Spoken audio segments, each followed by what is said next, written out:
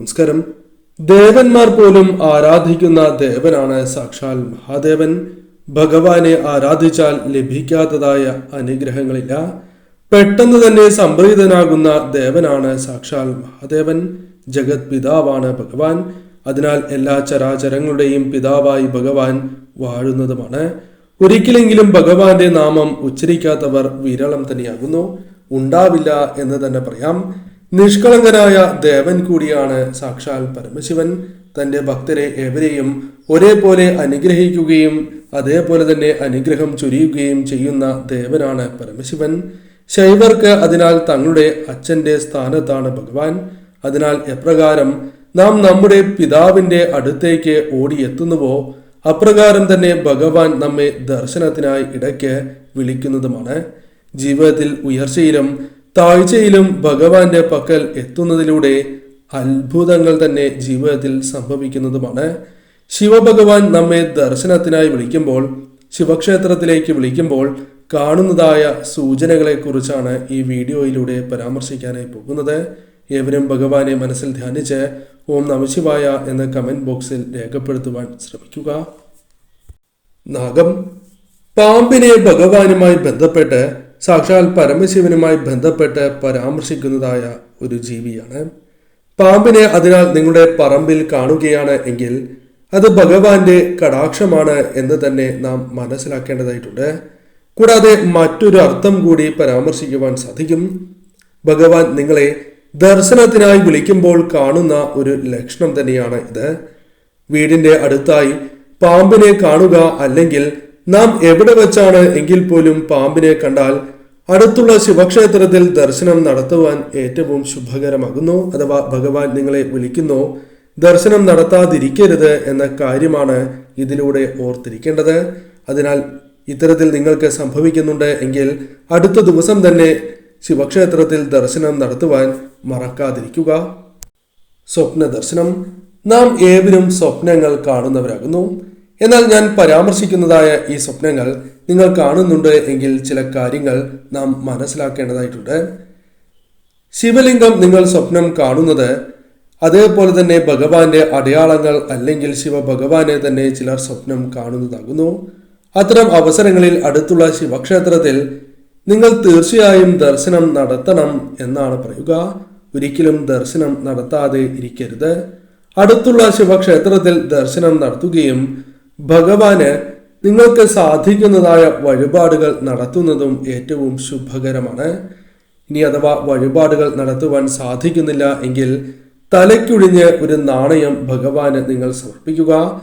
ഇപ്രകാരം സ്വപ്നം കാണുന്നത് തന്നെ പുണ്യമാണ്. അഥവാ ഭഗവാന്റെ കടാക്ഷം നിങ്ങളിൽ ആവോളം ഉള്ളതിനാലാണ് എന്ന കാര്യവും ഓർക്കേണ്ടതായിട്ടുണ്ട്. അതിനാൽ തന്നെ ഗുണഫലങ്ങൾ നിങ്ങളുടെ ജീവിതത്തിലേക്ക് പൂർണ്ണമായും ലഭിക്കുവാൻ ശിവക്ഷേത്രത്തിൽ ദർശനം നടത്തുകയും ഞാൻ പരാമർശിച്ചതുപോലെ തന്നെ ചെയ്യുവാൻ ഏവരും പ്രത്യേകം ശ്രദ്ധിക്കേണ്ടതായിട്ടുണ്ട്. ഭസ്മം. വീടുകളിൽ പലപ്പോഴും ഭസ്മത്തിന്റെ സുഗന്ധം നിറയുന്നുണ്ട് എങ്കിൽ അത് അത്ഭുതകരമായ അല്ലെങ്കിൽ ഏറ്റവും ശുഭകരമായ ഒരു കാര്യമാകുന്നു. ഇതിലൂടെ നാം അർത്ഥമാക്കേണ്ടത് ആ കുടുംബത്തിന്, ആ കുടുംബാംഗങ്ങൾക്ക് ഭഗവാന്റെ സാക്ഷാൽ പരമശിവന്റെ അനുഗ്രഹമുണ്ട് എന്ന് തന്നെയാകുന്നു. അനുഗ്രഹത്തെ സൂചിപ്പിക്കുന്നതാണ്. പൂജാമുറിയിൽ ആയിരുന്നാലും ഭസ്മത്തിന്റെ സുഗന്ധം നിരന്തരമായി നിലനിൽക്കുന്നുണ്ട് എങ്കിൽ അത് ഏറ്റവും ശുഭകരമായ ഒരു ലക്ഷണമായാണ് കരുതുന്നത്. കാരണം നിങ്ങളുടെ ജീവിതത്തിൽ ഭഗവാന്റെ കടാക്ഷം അഥവാ ഭഗവാന്റെ സാന്നിധ്യം ആ വീടുകളിലുണ്ട് എന്ന് തന്നെയാകുന്നു. അതിനാൽ നിങ്ങൾ പ്രധാനമായും ചെയ്യേണ്ടത് അടുത്തുള്ള ശിവക്ഷേത്രത്തിൽ ഉടനെ ദർശനം നടത്തുക എന്ന കാര്യമാകുന്നു. അടുത്ത ദിവസം തന്നെ ദർശനം നടത്തുന്നത് സർവ്വ ഐശ്വര്യപ്രദമാകുന്നു. ഇങ്ങനെ ചെയ്യുന്നതിലൂടെ നിങ്ങളുടെ ജീവിതത്തിലേക്ക് വന്നു ചേരേണ്ടതായ ആ സൗഭാഗ്യങ്ങൾ, കടാക്ഷങ്ങൾ, തടസ്സങ്ങൾ കൂടാതെ ജീവിതത്തിൽ വന്ന് ഭവിക്കുന്നതാകുന്നു. ശിവനാമം. പരമശിവനെ ആരാധിക്കുന്നവരാണ് പലരും. എന്നാൽ ചിലർക്ക് മാത്രം സംഭവിക്കുന്നതായ ഒരു കാര്യമുണ്ട്. അറിയാതെ തന്നെ എപ്പോഴും ഭഗവാന്റെ നാമം അറിയാതെ ഉരുവിട്ടു പോകുന്നു. ഇത്തരത്തിൽ സംഭവിക്കുമ്പോൾ പലരും അത്ഭുതപ്പെടുന്നതുമാണ്. എന്തുകൊണ്ടാണ് ഇത്തരത്തിൽ സംഭവിക്കുന്നത് എന്ന സംശയം പലർക്കുമുണ്ട്. എന്നാൽ അത് ശുഭകരമായ ഒരു സൂചനയാണ് എന്ന കാര്യം ആദ്യമേ മനസ്സിലാക്കുക. ഭഗവാന്റെ അനുഗ്രഹമാണ്, ഭഗവാന്റെ കടാക്ഷമാണ് നിങ്ങളിലേക്ക് വന്ന് ഭവിച്ചിരിക്കുന്നത് എന്ന കാര്യവും ഓർക്കണം. ഭഗവാൻ നിങ്ങളെ ദർശനത്തിനായി വിളിക്കുമ്പോൾ കാണുന്നതായ ഒരു ശുഭകരമായ സൂചനയാണ് ഇത്. നമ്മുടെ ആത്മാവ് അത് തിരിച്ചറിയുന്നു, ദൈവാംശമായ ആത്മാവ് അത് തിരിച്ചറിയുന്നു എന്നതാണ് വാസ്തവം. അതിനാൽ തന്നെ തീർച്ചയായും ഭഗവാന്റെ നാമങ്ങൾ നിങ്ങൾ അറിയാതെ തന്നെ നാവിൽ വന്നു പോകുന്നു അഥവാ ജപിച്ചു പോകുന്നു എങ്കിൽ തീർച്ചയായും നിങ്ങൾ അടുത്തുള്ള ശിവക്ഷേത്രത്തിൽ അടുത്ത ദിവസങ്ങളിൽ ദർശനം നടത്തുക. കാള ഭഗവാനുമായി ബന്ധപ്പെട്ട് കാളയെ പരാമർശിക്കുന്നതാകുന്നു. എന്നാൽ ഞാൻ ഈ പരാമർശിക്കുന്ന കാര്യങ്ങൾ സംഭവിക്കുന്നുണ്ട് എങ്കിൽ നിങ്ങൾ പ്രത്യേകം ചില കാര്യങ്ങൾ ചെയ്യേണ്ടതായിട്ടുണ്ട്. കാളയെ നിങ്ങളുടെ വീടിന്റെ പരിസരത്ത് കാണുകയാണ് എങ്കിൽ അത് ഏറ്റവും ശുഭകരമാണ്. എന്നാൽ നിങ്ങളുടെ പറമ്പിലാണ് കാണുന്നത് എങ്കിൽ അത് ഏറ്റവും ശുഭകരമായ കാര്യമായി മാറും. സർവ്വ ഐശ്വര്യങ്ങൾ തന്നെ വന്നു ചേരുന്നതിൻ്റെ സൂചനയായി മാറും. എന്നാൽ അവർ എന്തെങ്കിലും ആഹാരം കഴിക്കുന്നതായി നിങ്ങൾ സ്വപ്നം കാണുകയോ നേരിൽ കാണുകയോ ചെയ്യുന്നുണ്ട് എങ്കിൽ അതും ശുഭകരമായ സൂചനയാകുന്നു. പരമശിവൻ നമ്മെ അന്വേഷിക്കുവാനായി ശിവഭൂതഗണങ്ങളെ അയക്കുന്നതിന് തുല്യം തന്നെയാണ് ഇത്, അഥവാ അത്തരത്തിൽ ഒരു ലക്ഷണമായി തന്നെ പരാമർശിക്കാം. അതിനാൽ തന്നെ ശിവഭൂതഗണങ്ങൾ പോലും നിങ്ങളെ അന്വേഷിച്ചു വരുന്നു എങ്കിൽ തീർച്ചയായും അത്രമേൽ കടാക്ഷം, ഭഗവാന്റെ കടാക്ഷം നിങ്ങളിലുണ്ട്. അതിനാൽ തീർച്ചയായും നിങ്ങൾ ദർശനം നടത്താതിരിക്കരുത് എന്ന കാര്യം പ്രത്യേകം ഓർക്കുക. അടുത്തുള്ള ശിവക്ഷേത്രത്തിൽ ഉടനെ തന്നെ ദർശനം നടത്തുവാൻ പ്രത്യേകം നിങ്ങൾ ശ്രദ്ധിക്കേണ്ടതായിട്ടുണ്ട്. ഇങ്ങനെ ചെയ്യുന്നതിലൂടെ നിങ്ങൾക്ക് വന്നു ചേരേണ്ടതായ ആ സൗഭാഗ്യങ്ങൾ, അനുഗ്രഹങ്ങൾ തടസ്സങ്ങൾ കൂടാതെ ജീവിതത്തിലേക്ക് കടന്ന് വരിക തന്നെ ചെയ്യും.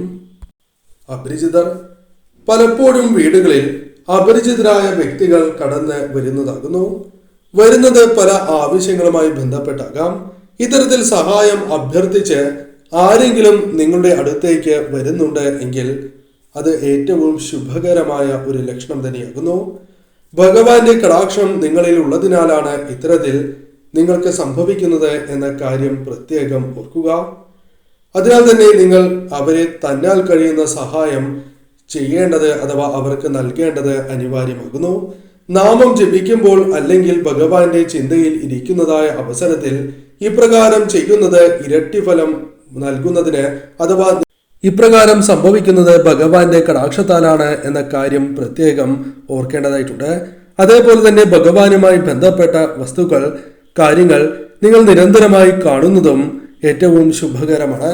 ഭഗവാന്റെ ചിത്രങ്ങൾ ഇടയ്ക്കിടയ്ക്ക് കാണുന്നതും അല്ലെങ്കിൽ നിങ്ങൾക്ക് സമ്മാനമായി ഭഗവാന്റെ ചിത്രമോ ഭഗവാനുമായി ബന്ധപ്പെട്ട വസ്തുക്കൾ ലഭിക്കുന്നതും ഭഗവാന്റെ അനുഗ്രഹത്തെ ഭഗവാൻ ശിവക്ഷേത്രത്തിലേക്ക് നിങ്ങളെ ദർശനത്തിനായി വിളിക്കുന്നതിൻ്റെയും ഒരു സൂചനയായി തന്നെ കണക്കാക്കാം. അതിനാൽ തീർച്ചയായും അടുത്തുള്ള ശിവക്ഷേത്രത്തിൽ നിങ്ങൾ ദർശനം നടത്തുവാൻ മറക്കാതിരിക്കുക.